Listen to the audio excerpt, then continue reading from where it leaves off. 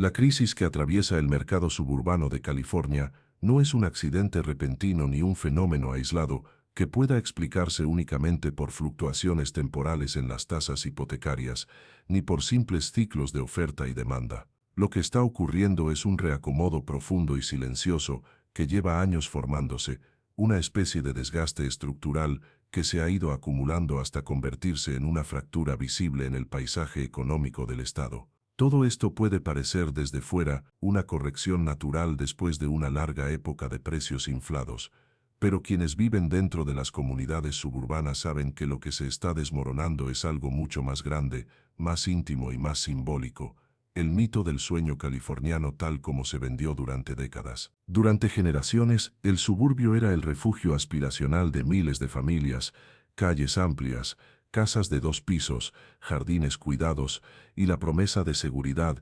estabilidad y revalorización continua. El suburbio era una especie de santuario de clase media, un lugar donde la vida parecía más ordenada, más predecible, más controlable. Pero el mundo que sostenía ese relato ha cambiado por completo, y lo ha hecho de manera tan acelerada que los propios residentes apenas alcanzan a comprender cómo pasaron de sentir que vivían en un activo sólido a darse cuenta de que poseen una propiedad atrapada en un mercado que ya no responde a las mismas reglas. La primera gran fuerza detrás del colapso es puramente económica, pero profundamente humana en sus efectos. Durante años, los precios en los suburbios se inflaron más allá de cualquier punto razonable. Las casas se convirtieron en activos de especulación más que en lugares para vivir. La gente compraba no porque lo necesitara, sino porque temía quedarse fuera, porque la narrativa dominante decía que quien no comprara ahora jamás podría hacerlo. Esto creó un ecosistema artificial donde el valor real de las viviendas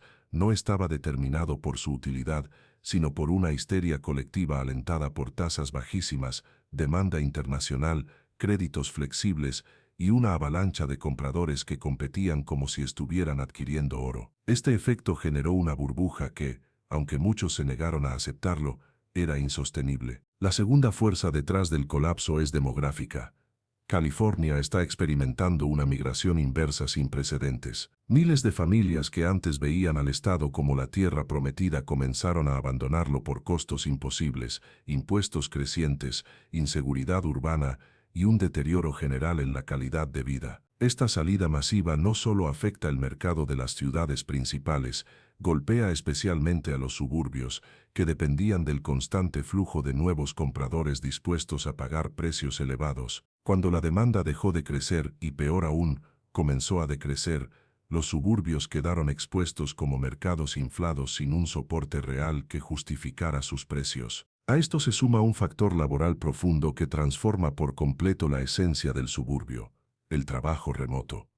Antes, vivir en las afueras tenía sentido, porque las personas estaban dispuestas a hacer largos trayectos diariamente a los centros urbanos. La distancia era parte del trato, una especie de sacrificio aceptado a cambio de más espacio, tranquilidad y vivienda más grande.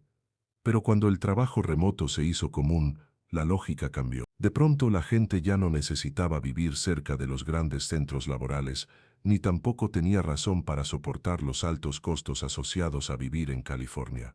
El suburbio perdió su razón funcional. Ya no era un refugio cercano al empleo urbano, sino un lugar costoso donde la gente pagaba más sin recibir beneficios equivalentes. Otro elemento que alimenta este colapso es el deterioro paulatino de los servicios públicos en muchas zonas suburbanas. Escuelas que antes tenían prestigio han sufrido recortes, saturaciones o disminución de calidad. La seguridad, que solía ser uno de los principales atractivos, ha comenzado a desestabilizarse en ciertas regiones. La infraestructura envejece y los costos para mantenerla se disparan. Todo esto hace que muchas familias cuestionen si realmente vale la pena seguir pagando precios excesivos por una calidad de vida que ya no coincide con lo que promete el mercado. Pero quizá la fuerza más silenciosa y más devastadora es emocional: la pérdida de fe en la estabilidad del modelo suburbano. Las personas que compraron hace 5, 8 o 10 años confiaban en que su propiedad sería una inversión segura, que siempre valdría más,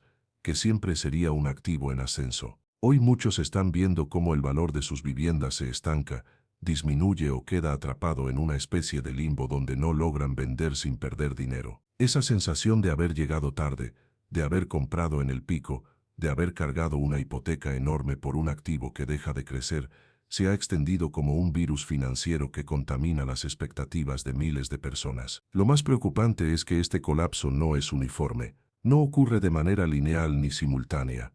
Hay suburbios donde el desplome es evidente, otros donde apenas empieza, y otros donde la caída parece inevitable aunque aún no se manifieste en cifras oficiales. Esta heterogeneidad alimenta la incertidumbre.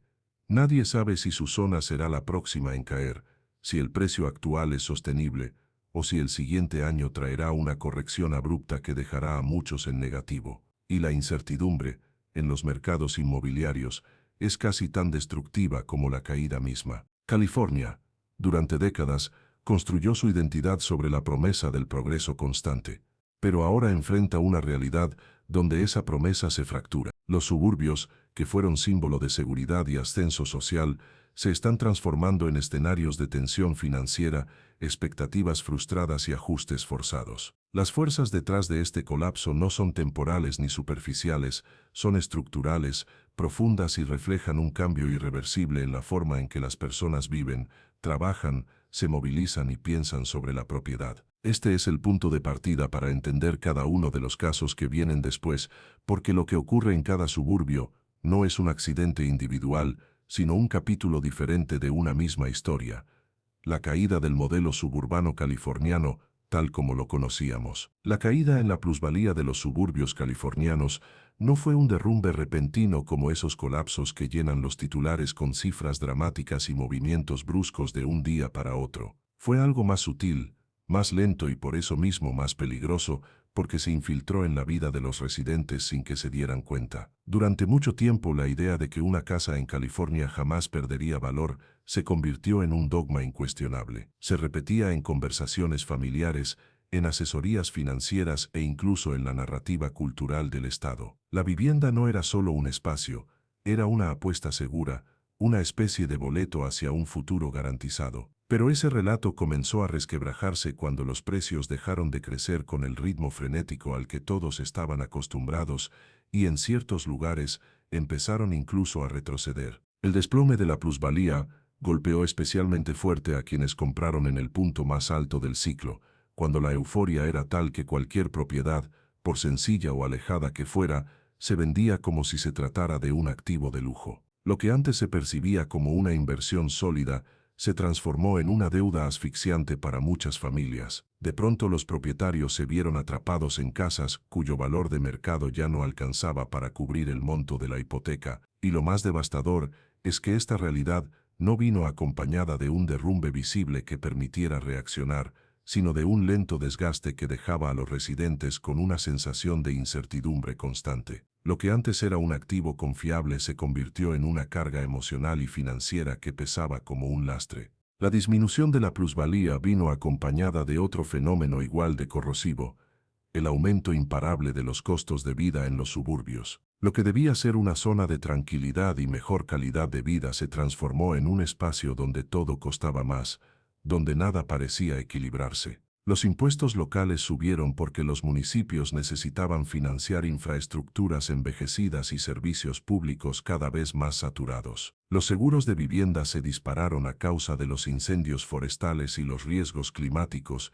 y muchos propietarios comenzaron a recibir avisos inesperados de que sus aseguradoras se retiraban de la zona, obligándolos a contratar pólizas más costosas o a quedar expuestos. A esto se sumó el mantenimiento obligado de casas antiguas, que requieren reparaciones constantes y costosas. Cada gotera, cada fuga, cada problema estructural se convertía en un golpe financiero. Y mientras los costos se acumulaban como capas de presión, los salarios no crecían al mismo ritmo. La brecha entre el ingreso promedio de una familia y el costo de mantener un hogar en los suburbios se hizo tan grande que muchos comenzaron a preguntarse si realmente tenía sentido seguir sosteniendo un estilo de vida que ya no ofrecía los beneficios que antes justificaban el sacrificio. La vida suburbana que prometía estabilidad económica y tranquilidad se convirtió en un laberinto de gastos inesperados y obligaciones que drenaban los ahorros, la energía y la esperanza. En este contexto, la migración inversa se convirtió en la salida más lógica para miles de familias. Este fenómeno, que en otro momento habría parecido impensable,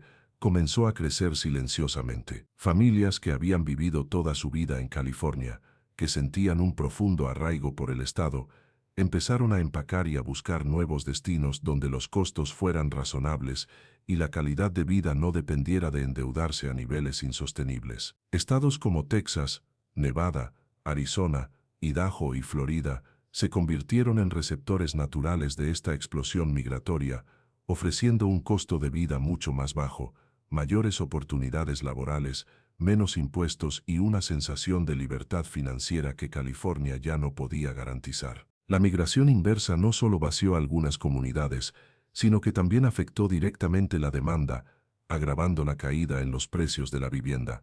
Menos compradores potenciales significaba más casas en venta, más competencia y más necesidad de bajar precios para atraer ofertas. Aquello que durante años fue un mercado donde los vendedores tenían el poder se transformó lentamente en uno donde los compradores eran escasos y podían negociar a su favor. En ciertas zonas, las casas pasaban meses sin recibir ni una sola visita, obligando a los dueños a reducir el precio una y otra vez. Lo irónico es que quienes más sufrían eran precisamente los que habían pagado precios inflados durante la euforia inmobiliaria, dejándolos con un patrimonio debilitado y una sensación amarga de haber sido atrapados por una ilusión colectiva. La migración inversa también tuvo un impacto emocional profundo. No era solo mudarse a otro estado. Era aceptar que el estilo de vida suburbano californiano ya no representaba lo que prometía. Muchas familias se sintieron traicionadas, como si hubieran invertido en un sueño que ya no existía. Lo que alguna vez era sinónimo de estabilidad se transformó en una ruleta financiera, impuestos cambiantes, servicios deteriorados, delincuencia creciente en zonas donde antes la seguridad parecía garantizada. La desconexión entre el costo de vivir en los suburbios y los beneficios reales se volvió tan evidente que el éxodo dejó de ser una anomalía y se convirtió en una tendencia. La caída en la plusvalía, el aumento de los costos y la migración inversa no son fenómenos aislados, son piezas de un mismo rompecabezas, señales claras de que el modelo suburbano californiano está en un proceso de transformación irreversible. Lo que se está desmoronando no es solo un mercado inmobiliario, sino un imaginario colectivo que durante décadas se sostuvo como una verdad absoluta. Hoy, ese imaginario se desvanece frente a una nueva realidad donde los costos superan los beneficios y donde la estabilidad ya no se encuentra en el suburbio tradicional, sino en la movilidad, la flexibilidad y la capacidad de adaptarse. Cada vez más personas entienden que el precio emocional y financiero de mantener una casa en los suburbios de California ya no vale lo que solía valer. Y esa comprensión, lenta pero firme, está reconfigurando por completo el futuro del Estado, de sus comunidades y del sueño que alguna vez prometió. Lo que está ocurriendo en los suburbios de California no encaja con la imagen cómoda de una corrección que baja precios 5 o 10 puntos para luego volver a subir con la misma facilidad. No es una oscilación del ciclo ni un susto pasajero, es un proceso de descomposición estructural que está afectando a las piezas fundamentales que sostienen el valor de la vivienda. Para verlo con claridad, hay que dejar de pensar en precios como números aislados y empezar a mirar las fuerzas que entraman la vida económica y social de esos lugares. Cuando esas fuerzas cambian de forma profunda, los precios no corrigen, se reconfiguran. Primero, la sostenibilidad del coste de ser propietario se ha roto. Tradicionalmente, la ventaja de comprar una casa en esos suburbios residía en una mezcla de ingresos locales relativamente altos, expectativas de plusvalía, servicios públicos de calidad y riesgos asumibles por el mercado asegurador. Hoy esa ecuación ya no cierra. Los impuestos, las cuotas de mantenimiento y las primas de seguros han escalado de forma persistente. No son picos coyunturales, sino trayectorias ascendentes que erosionan la cuenta de resultados familiar mes a mes. Cuando el coste recurrente de mantener una vivienda crece más rápido que los ingresos reales de la población que la sostiene, el punto de equilibrio de ese activo se mueve hacia abajo de forma irreversible para muchos propietarios. Es un problema de flujo, no de stock. La renta disponible se comprime y eso afecta la demanda estructural. En segundo lugar, la exposición al riesgo climático y a desastres naturales ha devenido en un factor de precio permanente. Lo que antes se consideraba una posibilidad remota, incendios cada vez más frecuentes, subida del nivel del mar, reconfiguraciones de mapas de riesgo, se ha normalizado como coste real. Las aseguradoras privadas están recalculando sus modelos y, en más de un caso, optando por retirarse o elevar primas hasta niveles que hacen inviable la tenencia para muchos. Cuando el mercado del seguro se deshace, el comprador potencial ya no valora la casa igual, la posibilidad de perder la cobertura o de asumir deducibles y cargos que superan al de años anteriores, reduce la disposición a pagar. Eso no se corrige en una sola temporada. Es una reasignación de expectativas que puede tardar décadas en revertirse, si es que llega a revertirse. También hay un cambio profundo en la demanda laboral que sustenta estos suburbios.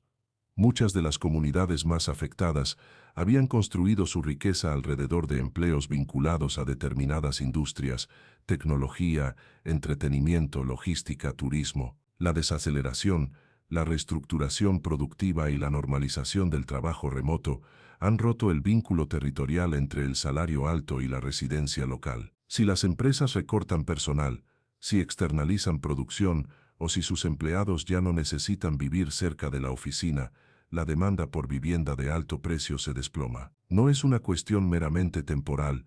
La palabra relocalización y trabajo remoto han cambiado el mapa de la oferta y la demanda de hogares de una forma que no retrocede cuando los datos macro mejoran. El propio mercado de crédito y la estructura de los préstamos también pesan.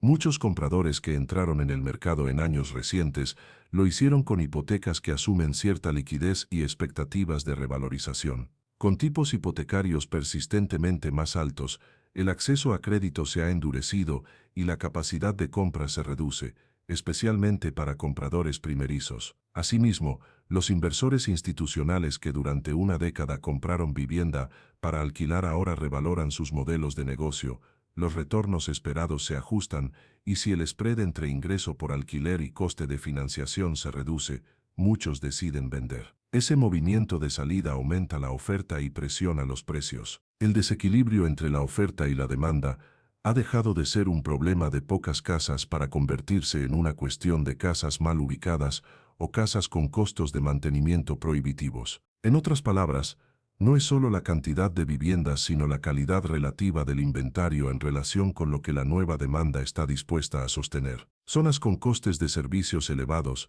mala resiliencia climática o acceso reducido a empleos reales de alta remuneración, ven cómo su grupo de compradores potenciales se reduce mucho más que el inventario disponible. Por tanto, el ajuste implica descensos pronunciados para reacomodar ese desajuste. Un factor que agrava el problema y lo vuelve estructural, es la presión fiscal y presupuestaria sobre gobiernos locales. Las municipalidades que dependen en buena medida de los ingresos por impuestos a la propiedad se enfrentan a pueblos envejecidos, infraestructuras deterioradas y crecientes demandas de gasto, protección civil, mantenimiento de redes, mitigación de incendios, ayudas sociales. Al subir impuestos o cuotas para sostener servicios, se retroalimenta la pérdida de atractivo, el coste de vivir sube, la población se retrae y la base impositiva se reduce, lo que genera más presión para incrementar impuestos o recortar servicios, y así sucesivamente. Es una dinámica de retroalimentación negativa,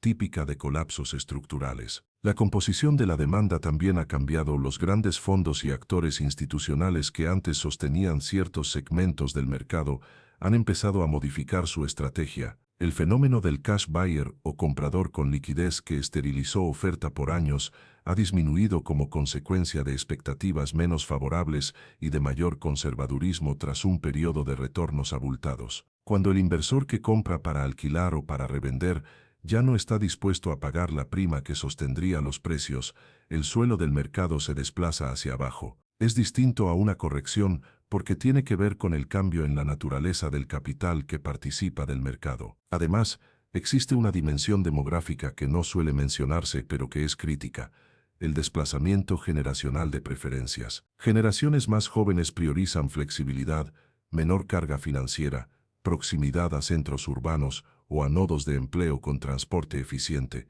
y no valoran igual la casa grande en suburbio lejano. Si el relevo generacional reduce la propensión marginal a comprar en ciertas áreas, el impacto en precios se extiende en el tiempo. No es una oscilación que vuelva al status quo anterior, es una reconfiguración intergeneracional. Todo esto se traduce en un patrón que no es transitorio.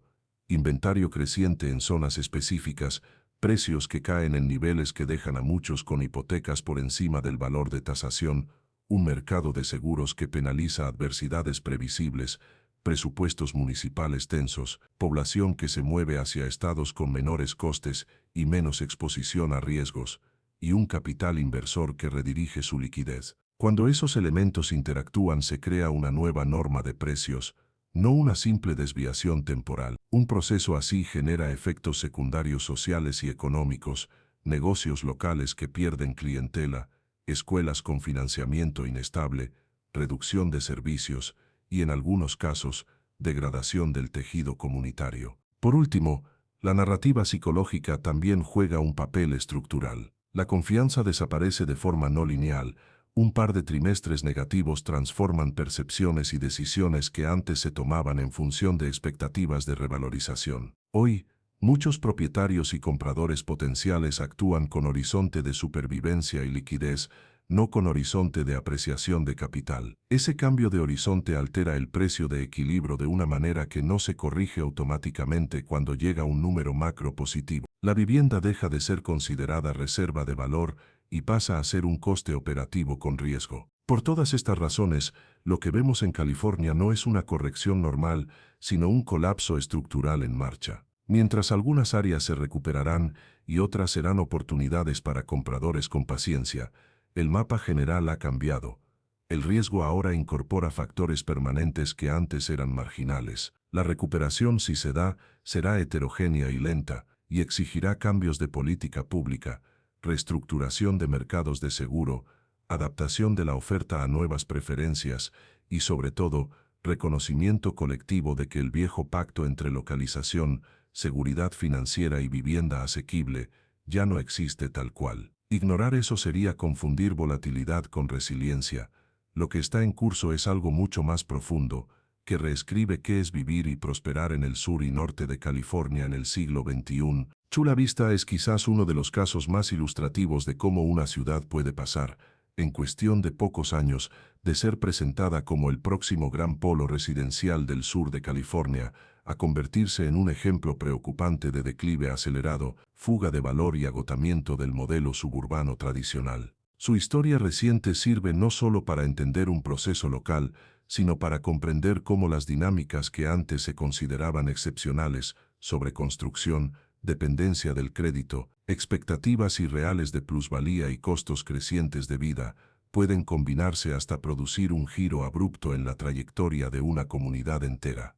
Durante más de una década, Chula Vista fue vendida como la alternativa inteligente frente a San Diego: más metros cuadrados por menos dinero, barrios planificados, escuelas relativamente nuevas, desarrollos con estética homogénea y un discurso constante centrado en oportunidad, crecimiento y estabilidad futura. Familias jóvenes, compradores primerizos, migrantes con buen poder adquisitivo y miles de trabajadores que no podían costear la vida en zonas céntricas, vieron en la ciudad un refugio económico y un motor de movilidad social. Los precios subían año tras año, los constructores levantaban proyectos a ritmo acelerado, y la narrativa dominante era que el sur del condado se estaba convirtiendo en un hub pujante, moderno, conectado y seguro. Ese boom, sin embargo, no estaba sostenido por una estructura económica suficientemente sólida para respaldar una expansión tan rápida.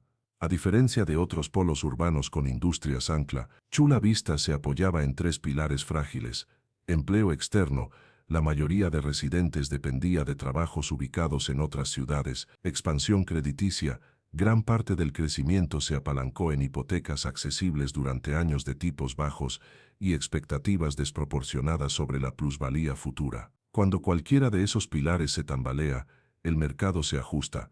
Cuando los tres fallan al mismo tiempo, la caída es inevitable. El primer síntoma visible del declive fue el incremento abrupto del inventario. Propiedades que antes se vendían en semanas empezaron a quedarse meses enteros sin ofertas competitivas. Vendedores desesperados comenzaron a reducir precios, pero incluso con descuentos agresivos, la demanda no se recuperaba. El mercado, que antes castigaba a quienes se tardaban en comprar, ahora castigaba a quienes compraban demasiado rápido y quedaban atrapados con hipotecas superiores al valor real de sus viviendas. Se trataba de un cambio psicológico profundo, La vivienda dejó de percibirse como un activo seguro y pasó a verse como una carga incierta. A ese golpe se sumó el aumento sostenido en el costo de vida, especialmente en las primas de seguro, servicios públicos, mantenimiento de infraestructuras y cuotas asociadas a comunidades planificadas. Barrios completos comenzaron a enfrentar incrementos que desbordaban la capacidad financiera de muchos residentes. La gente no solo no podía vender en condiciones favorables, tampoco podía sostener los nuevos costos, y cuando mantener una casa se convierte en un peso excesivo, el siguiente paso es la salida. La migración inversa se aceleró silenciosamente. Familias que antes llegaron buscando estabilidad se marcharon hacia estados con menores costos, hacia ciudades más pequeñas o incluso de vuelta a regiones de origen donde la vida no exigía esfuerzos tan desproporcionados para subsistir. El deterioro de la plusvalía también afectó la percepción externa de la ciudad. Inversionistas que habían apostado por el desarrollo del sur del condado retiraron capital. Proyectos que se anunciaban con entusiasmo quedaron a medio andar o fueron cancelados antes de iniciar. Terrenos destinados a nuevas urbanizaciones se convirtieron en espacios inciertos, sin dirección clara. Chula Vista dejó de ser un símbolo de expansión segura y se convirtió en un recordatorio de los límites del modelo suburbano cuando no existe un tejido económico robusto que lo sostenga. Uno de los golpes más fuertes provino del mercado laboral regional.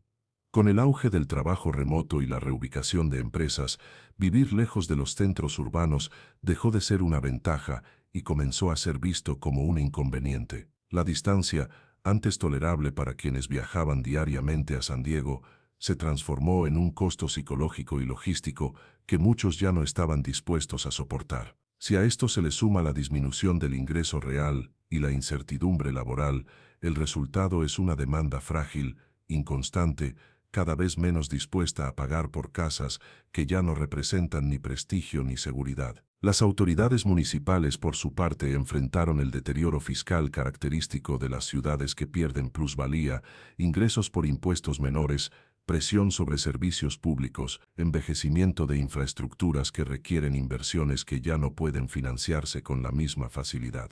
Cuando la base impositiva se debilita, la ciudad entra en un círculo vicioso. Menos ingresos significan más restricciones, y más restricciones hacen menos atractiva la idea de comprar o permanecer en la zona. Chula Vista se transformó así en un caso emblemático del paso vertiginoso del boom al declive, un ejemplo de cómo las ciudades que dependen de crecimiento acelerado, crédito barato y expectativas infladas pueden enfrentar caídas bruscas cuando la realidad económica cambia. No se trata de un fenómeno aislado, sino de una señal para muchos suburbios que basaron su prosperidad en los mismos supuestos. El caso demuestra que cuando el desarrollo urbano no está acompañado de diversificación económica, planificación de riesgos, estabilidad fiscal y cohesión comunitaria, cualquier ciudad, por prometedora que parezca, puede sufrir un colapso inesperado. El futuro de Chula Vista no está escrito, pero su transición abrupta ya dejó una lección clara.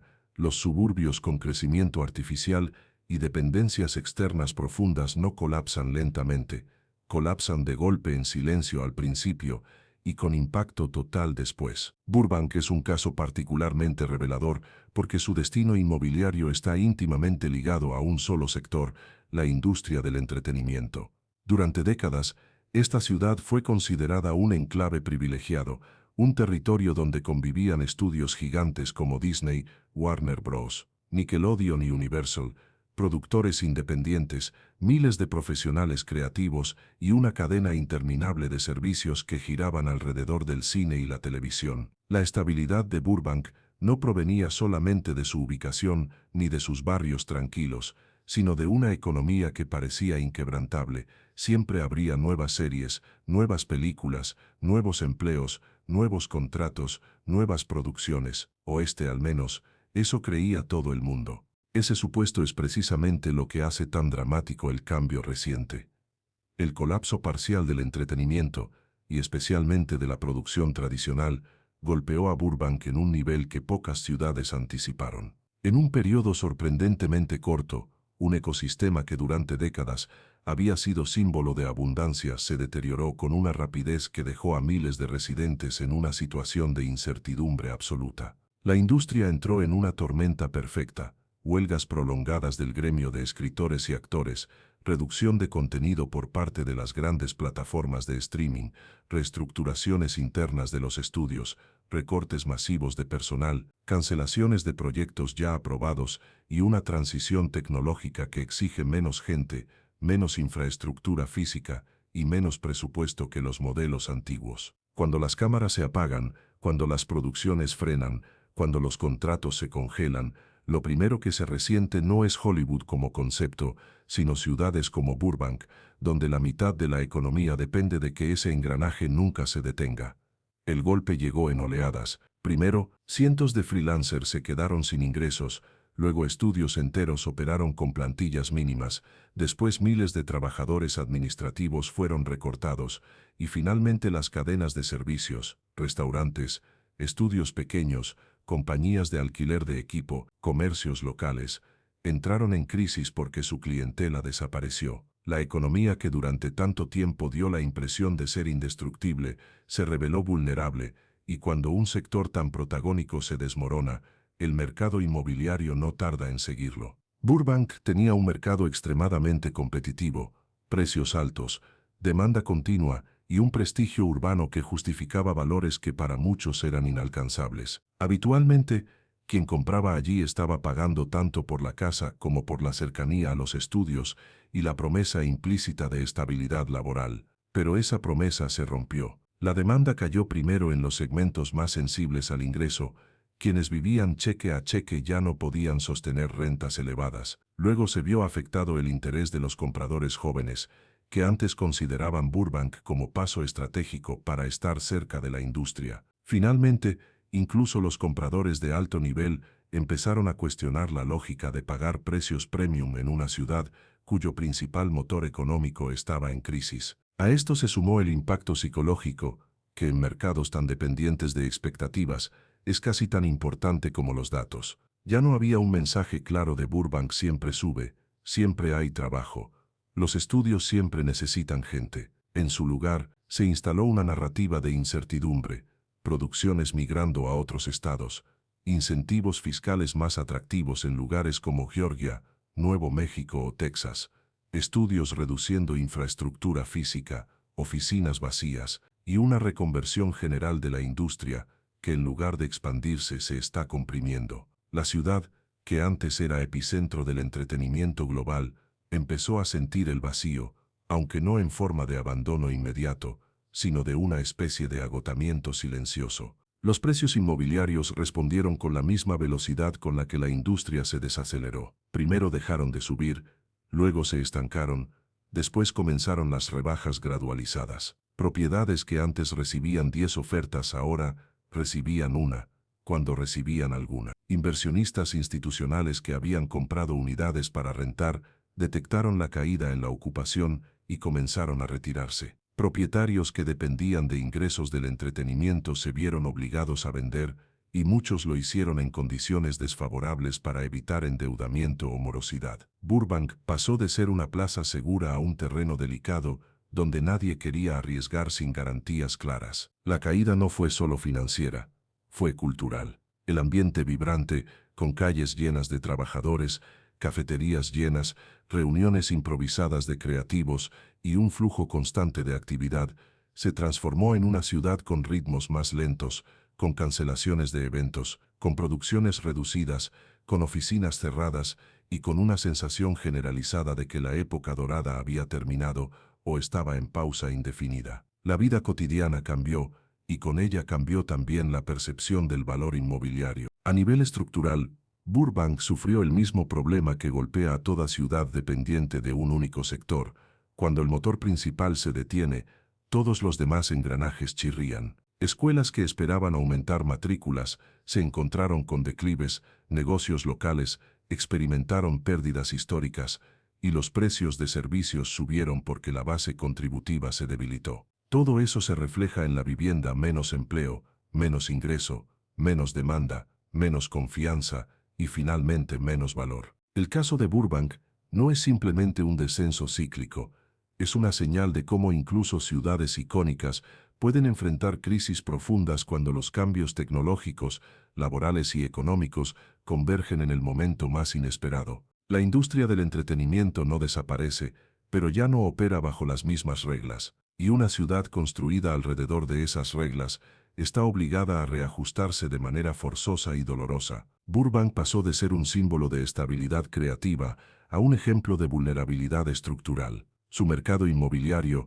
que parecía blindado por su prestigio cultural, demostró no ser inmune. Y este caso no solo importa por lo que dice de una ciudad, sino por lo que anticipa sobre otras comunidades, donde la economía depende demasiado de un sector que puede transformarse de un día para otro. Calabasas siempre fue presentada como el símbolo máximo del lujo residencial en California, mansiones de varios millones, vecindarios cerrados, celebridades por todas partes, autos exóticos en cada esquina y un nivel de vida tan elevado que parecía inaccesible para casi cualquiera. Durante años, la ciudad construyó su reputación sobre una premisa muy simple: exclusividad total. Vivir allí no solo era un privilegio económico, sino un mensaje directo al mundo. Pero ese mismo modelo, basado en la ostentación y el estatus, se convirtió en el factor que hoy la está hundiendo. El caso de Calabasas no es un tropiezo del mercado ni una desaceleración temporal, es un derrumbe anunciado, porque ningún ecosistema inmobiliario, por más glamuroso que parezca, puede sostenerse cuando depende únicamente de compradores de ultra alto patrimonio, en un entorno donde esos mismos compradores han empezado a huir. La caída comenzó de forma silenciosa, casi imperceptible. Primero fueron los millonarios jóvenes quienes dejaron de ver atractivo pagar cifras absurdas por propiedades cuyo mantenimiento anual supera lo que muchos ganan en una década.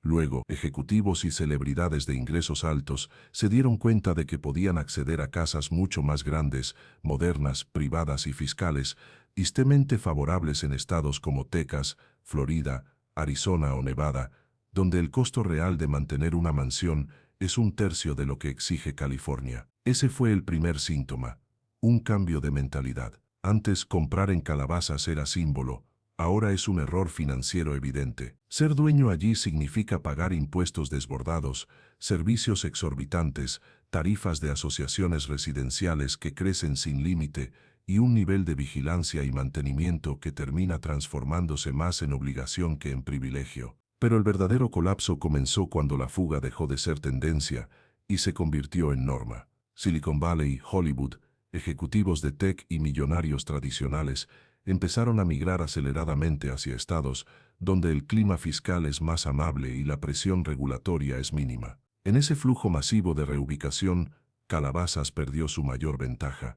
La idea de que era un enclave irreemplazable resultó que no lo era. Que la exclusividad se puede empacar y llevar en un jet privado. Que el lujo no depende de una ubicación fija, sino de un estilo de vida que puede reconstruirse en cualquier lugar donde el dinero encuentre condiciones favorables. Y con esa realización, el mercado inmobiliario local comenzó a romperse. Las propiedades de varios millones que antes se vendían en semanas ahora pasan meses sin ofertas. Las reducciones de precio ya no son anecdóticas, son obligatorias. Los agentes inmobiliarios de la zona, acostumbrados a manejar un nicho hiperselecto, ahora enfrentan algo que jamás imaginaron: mansiones invendibles. No por falta de calidad, sino por exceso de costos. Mientras la economía del lujo en Estados Unidos se reacomoda, los compradores de alto nivel se han vuelto mucho más estratégicos. Ya no pagan por el nombre del vecindario, pagan por eficiencia fiscal, por privacidad real, por seguridad jurídica y por calidad de vida que no implique quemar millones en gastos invisibles. Calabasas quedó atrapada en el pasado, aferrada a un modelo donde el prestigio era suficiente, sin adaptarse a un flujo de riqueza que hoy exige pragmatismo. Las consecuencias no tardaron en manifestarse. La plusvalía dejó de crecer. Algunas propiedades perdieron valor de forma acelerada, especialmente aquellas que dependen de servicios costosos, equipos tecnológicos obsoletos o mantenimientos que se volvieron inviables para compradores modernos. El costo del agua, la electricidad, los jardineros, los guardias de seguridad, las pólizas de seguros, las reparaciones contra incendios y los impuestos locales se combinaron en una tormenta perfecta que convirtió cada mansión en un pozo financiero. Y mientras estos costos se disparaban, los ingresos de la industria del entretenimiento, una de las principales fuentes de compradores, sufrían pérdidas, huelgas y recortes. El círculo se cerró. A nivel social, también hubo un cambio profundo. La ciudad empezó a perder la diversidad funcional de un enclave de alto nivel. Restaurantes exclusivos cerraron porque la frecuencia de clientes disminuyó. Tiendas de lujo redujeron inventario o abandonaron la zona. Las fiestas ostentosas y el flujo de paparazzi bajaron, lo que, aunque muchos pensarían que es positivo, redujo también la atención mediática que ayudaba a sostener el aura aspiracional del lugar. La narrativa de Calabazas como la capital de las celebridades comenzó a desvanecerse, y con ella, la demanda emocional que alimentaba su mercado. Pero el golpe más devastador fue psicológico. Durante años, Calabazas se sostuvo por una premisa: algún millonario querrá esta casa, tarde o temprano. Hoy, ese supuesto está roto. Los compradores de alto nivel ya no quieren comprometerse con propiedades que funcionan como máquinas de quemar dinero. Quieren flexibilidad, libertad y movilidad. Y una mansión multimillonaria en un estado con impuestos altísimos no ofrece ninguna de esas tres cosas. El resultado es un fenómeno nunca antes visto en la zona: mansiones deteriorándose por falta de mantenimiento, propietarios atrapados en hipotecas enormes, vendedores desesperados aceptando precios por debajo de mercado, desarrolladores cancelando proyectos y toda una comunidad enfrentando la incómoda realidad de que el lujo sin estrategia se convierte en una carga. Calabazas es hoy un recordatorio brutal de que el lujo puede colapsar tan rápido como cualquier otro segmento si la base económica que lo sostiene se debilita. No hay vecindario lo suficientemente exclusivo que pueda salvarse de los costos excesivos, la fuga de capital y un entorno fiscal tóxico. Lo que parecía eterno era en realidad un castillo construido sobre un terreno frágil, una burbuja donde el prestigio valía más que la lógica financiera. Y cuando la lógica regresa, como hoy lo hace, no perdona a nadie, ni siquiera a los barrios donde las casas valen más que una compañía mediana. Calabazas pasó de ser la joya absoluta a un recordatorio incómodo de que el lujo, cuando se vuelve irracional, termina destruyéndose a sí mismo.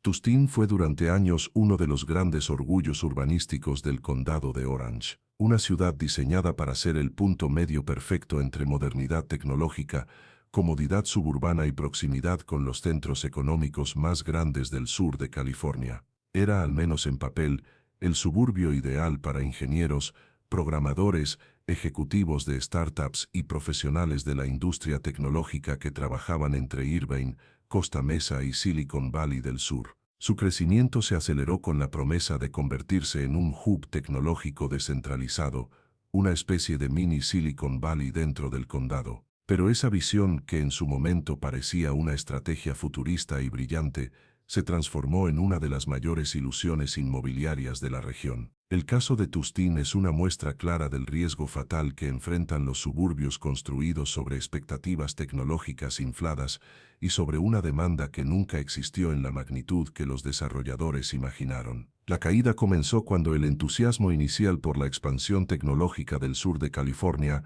alcanzó niveles irreales. Se asumió que miles de profesionales bien pagados llegarían en masa, buscando casas nuevas, grandes, con servicios modernos y ubicadas cerca de empresas emergentes dispuestas a pagar salarios elevados. Ese supuesto llevó a una ola de construcción agresiva, complejos residenciales completos levantados simultáneamente, desarrollos verticales de lujo, casas unifamiliares con precios de entrada absurdos y modelos de vivienda basados en el estilo de vida tech. Era una apuesta, y como muchas apuestas, funcionó mientras el entusiasmo artificial duró. Pero cuando la realidad económica cambió, la estructura entera empezó a mostrar grietas profundas. Lo primero que falló fue la demanda proyectada. Las empresas tecnológicas que supuestamente iban a convertir a Tustin en un pequeño ecosistema de innovación nunca llegaron en la magnitud prometida. Algunas abrieron oficinas temporales, otras redujeron su personal antes de consolidar operaciones. Muchas simplemente cambiaron de planes al ver los costos crecientes, la falta de incentivos fiscales y la presión regulatoria de California. En un entorno donde estados como Texas, Colorado, Utah y Florida ofrecían más facilidades, Tustin no pudo competir. Y mientras esa fuga corporativa se consolidaba, los desarrollos inmobiliarios ya estaban construidos, terminados, listos y completamente vacíos. El exceso de oferta se convirtió rápidamente en una carga imposible de sostener. Los complejos nuevos comenzaron a ofrecer incentivos desesperados, meses gratis de renta, descuentos inusuales, reducción de tarifas, remodelaciones a pedido del comprador y hasta bonificaciones en efectivo. Nada de eso funcionó. El mercado simplemente no tenía suficientes compradores y arrendatarios con el ingreso que los desarrolladores habían imaginado. Y lo más grave, los pocos profesionales de tecnología que sí tenían altos salarios no querían vivir en Tustin. Preferían Irving, Newport Beach, Costa Mesa o incluso ciudades más alejadas pero con mayor prestigio, seguridad o acceso directo a centros corporativos importantes. Tustin quedó atrapada en un limbo, demasiado cara para la clase media real del condado, pero no lo suficientemente atractiva para la clase alta tecnológica que buscaba otro tipo de estilo de vida. A medida que la sobreoferta crecía, la plusvalía comenzó a derrumbarse. Las casas que antes parecían inversiones seguras empezaron a perder valor a un ritmo que pocos imaginaron. Lo que se suponía que sería un mercado emergente terminó convirtiéndose en un cementerio de desarrollos recientes que luchan por no quedar abandonados. La presión económica se trasladó rápidamente a los propietarios, quienes vieron su patrimonio deteriorarse sin control. Quienes compraron casas nuevas a precio máximo ahora están atrapados en hipotecas superiores al valor real de sus propiedades, obligados a pagar por activos que se deprecian mes a mes sin perspectivas de recuperación. Los inversionistas institucionales también sintieron el golpe. Algunos fondos que apostaron por la expansión suburbana vieron interrumpidos sus planes de rentas a largo plazo. Otros remataron propiedades con pérdidas enormes. Y al mismo tiempo, los desarrolladores comenzaron a cancelar proyectos ya aprobados, dejando terrenos vacíos, estructuras incompletas y una sensación general de abandono urbano que afectó aún más la imagen de la ciudad. Tustin pasó de ser un proyecto ambicioso a un recordatorio doloroso de los peligros de construir basándose en expectativas económicas que no tienen fundamento real. Pero el problema no fue solo económico, también fue cultural y social. Los residentes que sí se establecieron en Tustin comenzaron a notar que el entorno no se ajustaba a la narrativa de suburbio tecnológico. No había suficiente infraestructura para atraer a profesionales de alto nivel, no había ecosistema de innovación, no había ambiente corporativo vibrante, las áreas nuevas carecían de la vida urbana que muchos buscaban, y al mismo tiempo no ofrecían el encanto tradicional de comunidades históricas del condado. Era un híbrido que no satisfacía a nadie. Todo ello alimentó una migración constante hacia ciudades que sí cumplían con los estándares de calidad, servicios y oportunidades laborales que la población profesional necesita. El golpe final llegó cuando las tasas hipotecarias comenzaron a subir y el costo de vida en California se volvió aún más insostenible. Las familias jóvenes ya no podían permitirse casas nuevas en Tustin, mientras que los profesionales de altos ingresos preferían emigrar a estados con mayor libertad fiscal. La ciudad quedó atrapada entre dos públicos que se marchaban, quienes no podían pagar y quienes no querían pagar. El resultado fue un desplome inevitable. Hoy, Tustin representa el fracaso del modelo de suburbio tecnológico construido desde la especulación y no desde la realidad. Es la prueba de que no basta con levantar edificios modernos ni colocar la palabra tech en un plan urbanístico para atraer prosperidad. Sin empresas reales, sin demanda real, sin ingresos estables y sin una visión sostenible, cualquier suburbio, por prometedor que parezca, termina colapsando. Y Tustin lo está viviendo en tiempo real: casas vacías, precios cayendo, propietarios desesperados, inversionistas retirándose y una comunidad que observa cómo lo que alguna vez fue un sueño moderno se convierte en un símbolo de sobreconstrucción, expectativas infladas y un mercado que ya no puede sostener ni de lejos la fantasía que un día prometió. El caso de San Clemente expone una combinación particularmente peligrosa de variables que, cuando se suman, dibujan un panorama que va mucho más allá de un simple ajuste inmobiliario y se adentran en un territorio donde la vulnerabilidad ambiental y el desgaste económico trabajan juntos para desmantelar un modelo que durante años se vendió como sinónimo de privilegio, tranquilidad y estabilidad. San Clemente, con sus vistas al océano, sus acantilados, su ambiente costero y su aura de comunidad exclusiva, fue durante décadas uno de los destinos más deseados para aquellos que buscaban combinar el sueño californiano con un estilo de vida relajado. Sin embargo, esa misma ubicación paradisíaca se convirtió en un punto crítico que hoy marca la diferencia entre un pasado de prosperidad y un presente lleno de incertidumbre, ya que la realidad física del terreno, la presión de los costos y la transformación del mercado están desmontando pieza por pieza la narrativa que sostenía su atractivo. El riesgo climático no es una abstracción para quienes viven en San Clemente, es un fenómeno que ya se manifiesta de manera tangible. Los deslizamientos de tierra que en otras épocas eran eventos aislados ahora ocurren con mayor frecuencia, dejando al descubierto un terreno inestable que amenaza no solo la infraestructura pública, sino también las viviendas que se construyeron en zonas donde se confiaba en que la ingeniería moderna sería suficiente para combatir la naturaleza. El aumento del nivel del mar, la erosión costera y la intensificación de tormentas han generado un escenario donde los seguros se vuelven prohibitivos. Los prestamistas se muestran más cautelosos y los compradores reconsideran la idea de invertir en áreas donde el riesgo físico se traduce directamente en riesgo financiero. Cada informe técnico, cada advertencia ambiental, cada imagen viral de taludes colapsando alimenta la percepción de que las propiedades en esta zona no representan la estabilidad que antes se suponía. Al mismo tiempo, los costos asociados a vivir cerca del mar, seguros elevados, tarifas locales más altas, mantenimiento constante debido a la humedad y la salinidad, reparaciones exigidas por normas cada vez más estrictas y renovaciones obligatorias para cumplir con códigos actualizados, han puesto una presión financiera adicional sobre los propietarios. Lo que antes se consideraba un lujo asumible se ha convertido en una carga que muchos no estaban preparados para sostener. Propietarios que compraron en el auge descubren que su vivienda, en lugar de ser un activo que crece con el tiempo, se ha convertido en un pozo sin fondo donde cada año exige más y el retorno es cada vez menor. En otras palabras, la ecuación cambió. Vivir frente al mar ya no es únicamente cuestión de estética, sino de cuánto riesgo y gasto constante estás dispuesto a soportar sin garantía de que algún día esa inversión se recupere. A todo lo anterior se suma el cambio en el comportamiento del comprador moderno.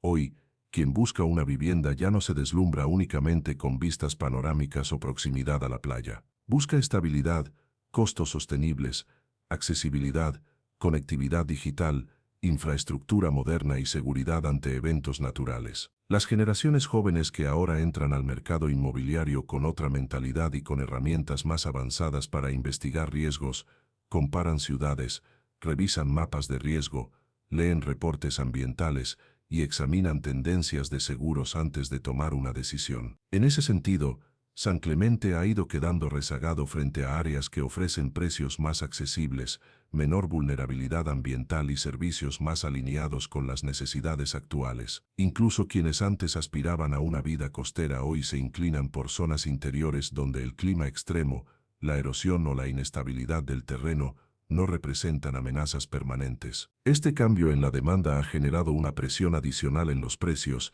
y ha creado un ciclo de depreciación que se retroalimenta. Menos compradores significa más tiempo en el mercado, más propiedades sin vender aumentan la percepción de riesgo, esa percepción disminuye aún más el valor percibido, y el descenso en el valor atrae a compradores más especulativos que no buscan establecerse sino aprovechar una caída que podría no revertirse. Esto fragmenta aún más el mercado local, creando una dinámica donde los propietarios que desean vender deben reducir precios significativamente, mientras que quienes quieren quedarse deben enfrentarse a una disminución del valor de su patrimonio neto. El golpe económico se refleja también en la vida cotidiana y en las decisiones de las familias. Algunos optan por mudarse no porque quieran, sino porque deben. Otros permanecen atrapados porque vender implicaría aceptar una pérdida que no pueden absorber. Las tensiones entre mantener el estilo de vida costero y enfrentar los costos reales de habitar en una zona de riesgo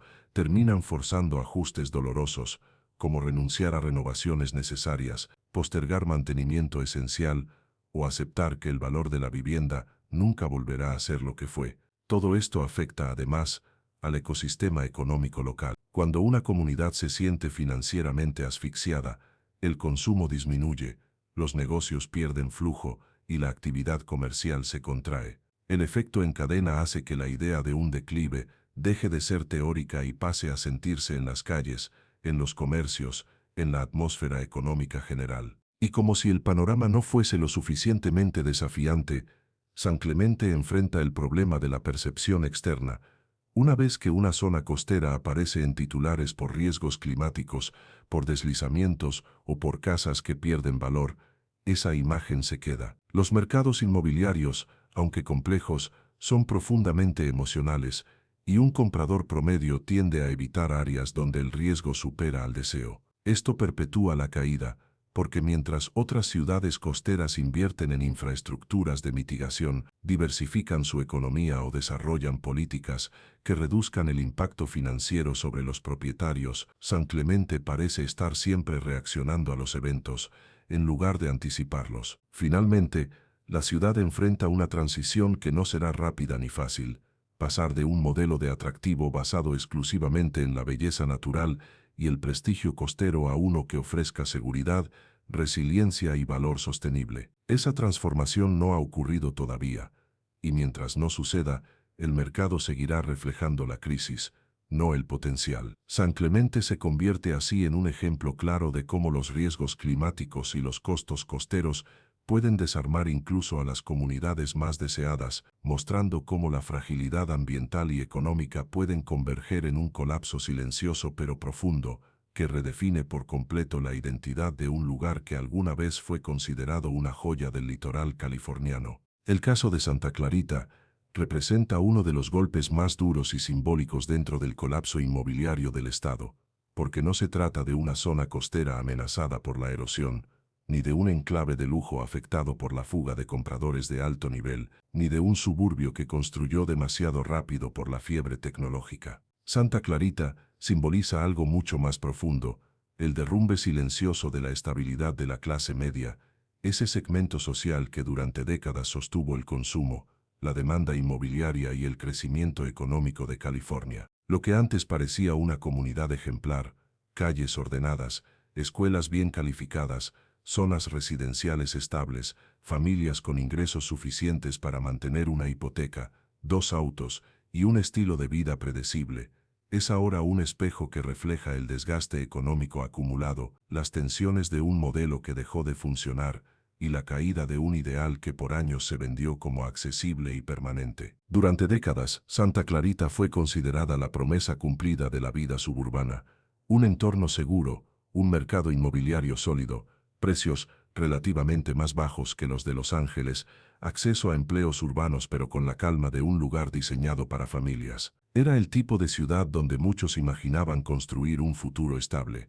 Sin embargo, lo que está ocurriendo hoy demuestra que Santa Clarita depende de pilares que se fueron debilitando con el tiempo, ingresos que no crecieron al ritmo del costo de vida, deudas familiares que se acumularon como consecuencia de mantener un estilo de vida de clase media en un estado cada vez más caro, y un mercado laboral que ya no garantiza movilidad ascendente. La fragilidad estaba ahí, latente, pero solo se hizo visible cuando los precios inmobiliarios dejaron de subir y comenzaron a revelar la realidad que tantos querían ignorar. Lo que distingue el derrumbe en Santa Clarita es que no se trata de un colapso repentino causado por un único factor, sino de una erosión gradual que finalmente llegó a un punto de ruptura. Las familias que en los años anteriores al desplome habían comprado casas con la expectativa de que éstas continuarían apreciándose, descubrieron que aquello que creían un patrimonio en crecimiento era en realidad una carga que absorbía cada dólar adicional que entraba al hogar. Las hipotecas,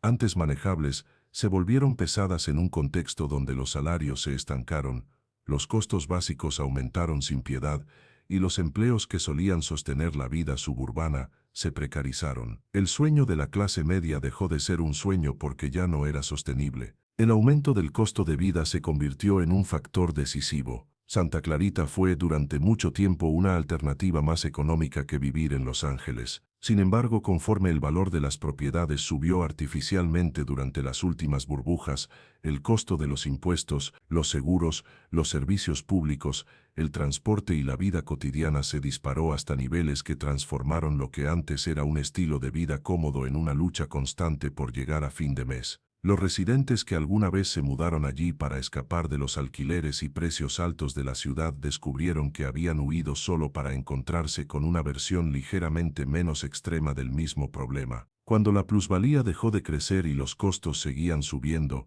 la fórmula dejó de tener sentido económico. Al mismo tiempo, el mercado laboral local no acompañó el incremento del costo de vida. Muchos de los empleos de clase media que solían sostener la economía de Santa Clarita, docentes, enfermeros, empleados municipales, técnicos, trabajadores administrativos, personal de servicios profesionales, enfrentaron un deterioro en relación con los gastos reales de vivir en la ciudad. Los nuevos empleos disponibles no ofrecían el nivel de seguridad o ingresos suficientes para soportar una hipoteca elevada, y los trabajos bien remunerados se encontraban mayormente en Los Ángeles, lo que implicaba largos desplazamientos que no solo reducían la calidad de vida, sino que también aumentaban gastos en gasolina, mantenimiento y tiempo perdido. La vida suburbana, que debería ofrecer calma, comenzó a sentirse como un sacrificio continuo. Esta situación dio paso a un fenómeno que hasta hace pocos años era impensable: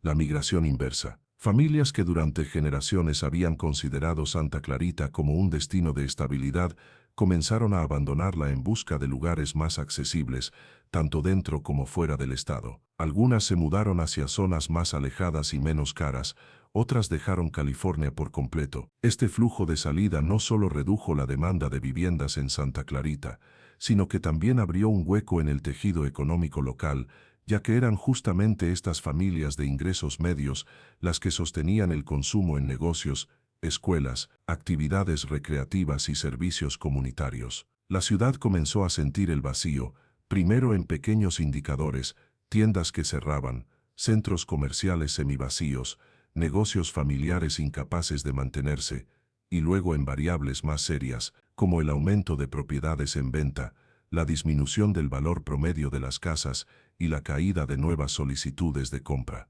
A esto se suma la percepción emocional, que en el mercado inmobiliario pesa tanto como las cifras. Santa Clarita dejó de ser percibida como un refugio de estabilidad y empezó a ser vista como un lugar donde la clase media lucha, donde el costo de vida ya no coincide con la calidad ofrecida y donde el futuro económico parece incierto. Las familias jóvenes, que antes soñaban con comprar ahí, ahora analizan más cuidadosamente, comparan costos, revisan tendencias y terminan concluyendo que la estabilidad que Santa Clarita prometía ya no está garantizada. El atractivo emocional de la ciudad se debilitó, y cuando la emoción desaparece del mercado, los precios la siguen. El deterioro se refleja también en la estructura de la deuda. Muchas familias en Santa Clarita dependían de tarjetas de crédito, préstamos personales, refinanciamientos y líneas de crédito sobre el valor de su vivienda para mantener un estilo de vida que ya no podían sostener. Este uso intensivo de deuda funcionó durante años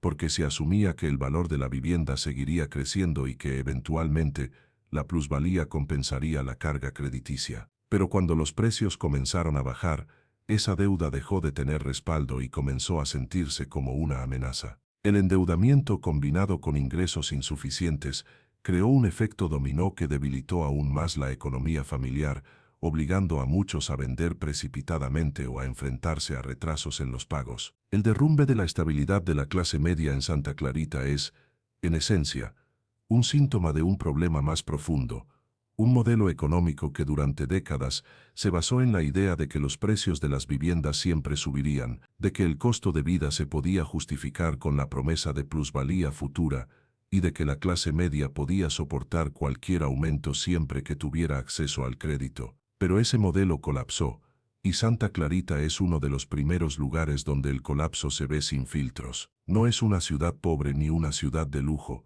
Es un espejo realista de lo que ocurre cuando el costo de vida rebasa la capacidad de ingresos y cuando un estilo de vida sostenido por aspiraciones se encuentra con la realidad económica. Lo que queda ahora es una comunidad que intenta adaptarse a una nueva normalidad, donde la estabilidad ya no está garantizada y donde las familias deben replantearse sus prioridades, su futuro y su relación con la vivienda como inversión. Santa Clarita ya no representa la promesa de seguridad, sino el recordatorio de que incluso los suburbios más aparentemente sólidos pueden desplomarse cuando la clase media, su columna vertebral, deja de poder sostenerlos. Y así, Después de recorrer cada uno de estos casos que reflejan no solo caídas inmobiliarias aisladas, sino fracturas profundas dentro del sistema económico que alguna vez pareció indestructible, es inevitable reconocer que lo que estamos viendo no es una serie de accidentes, sino la consecuencia lógica de años de decisiones acumuladas, expectativas infladas y una fe casi ciega en que la estabilidad era un derecho adquirido y no una condición frágil que debía protegerse. Cada ciudad mencionada, desde las más lujosas hasta las más familiares, desde los enclaves costeros hasta los suburbios tradicionales, muestra una cara distinta del mismo fenómeno, el desgaste de un modelo económico que empuja a las familias más allá de sus límites, que sostiene burbujas con discursos optimistas y que convierte la vivienda en un símbolo de estatus más que en un derecho básico. Lo importante ahora no es solo entender lo que ocurrió, sino aprender a interpretar esta realidad con claridad y sin ilusiones. Las cifras, las noticias, las tendencias y los comportamientos del mercado no son piezas aisladas, juntas forman un patrón que se repite una y otra vez a lo largo de la historia. Quien aprende a leer estas señales tiene la capacidad de protegerse, adaptarse y tomar decisiones más inteligentes para su futuro. Quien no lo hace queda atrapado en ciclos de endeudamiento, expectativas rotas y oportunidades perdidas. No se trata de miedo ni de catastrofismo, sino de reconocer que la información es poder, y que la diferencia entre estar preparado y ser sorprendido por una crisis siempre radica en cuánto estás dispuesto a ver la realidad sin filtros. Si llegaste hasta aquí, significa que eres de los que buscan entender más allá de los titulares, de los que no se quedan con la versión superficial y quieren construir un criterio propio. Y eso, más que cualquier otra cosa, es lo que verdaderamente te protege en un mundo donde las crisis no avisan y donde la estabilidad puede desaparecer sin previo aviso. Gracias por acompañarme en este análisis profundo, por tomarte el tiempo de escuchar y por querer ver las cosas desde una perspectiva más amplia y realista. Si este contenido te aportó valor, te abrió los ojos o te ayudó a comprender mejor lo que está ocurriendo a tu alrededor, te invito a que te suscribas y le des like. No solo me ayudas a seguir creando contenido como este, sino que también te aseguras de no perderte las próximas entregas, donde seguiremos profundizando en los temas que realmente importan para tu futuro financiero. Nos vemos en el próximo video.